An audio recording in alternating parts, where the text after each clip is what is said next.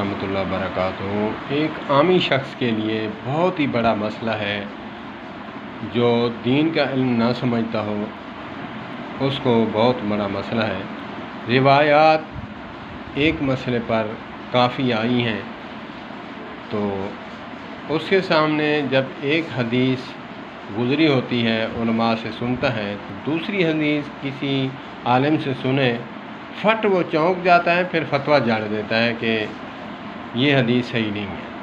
تو ایسا ہرگز نہیں ہے۔ میں ابھی حدیث پاک میں نے ایک ویڈیو اپلوڈ کی ہے، فضائل و مناقب حضرت بی بی فاطمہ الزہرا سلام اللہ علیہا کے بارے میں۔ اکثر میں نے حدیث سنی تھی، قال النبی صلی اللہ تبارک و تعالی علیہ وسلم انا فاطمۃ بضعۃ منی او کما قال علیہ الصلاۃ والسلام۔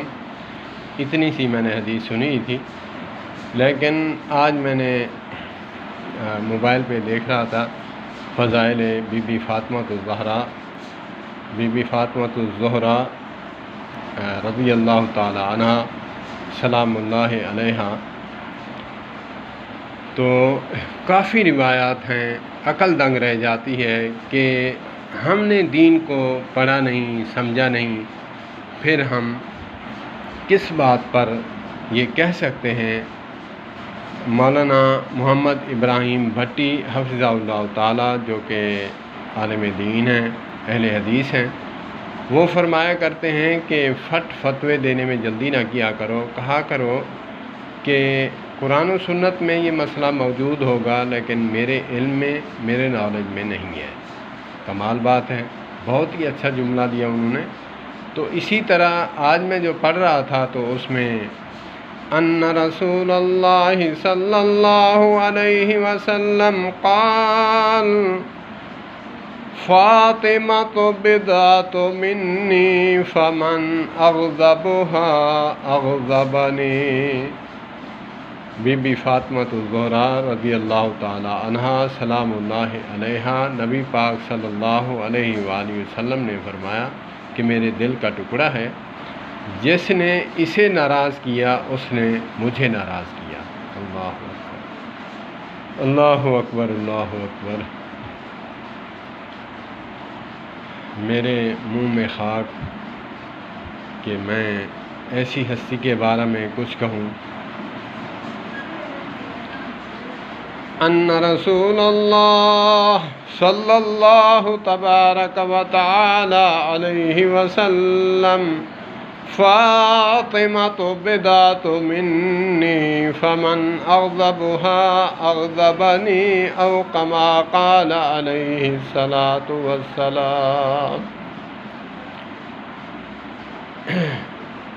یہاں تو لکھا ہوا تھا اس کے معنی میں کہ آقا کریم علیہ الصلاۃ والسلام کے جسم کا ایک ٹکڑا ہے بی بی فاطمہ۔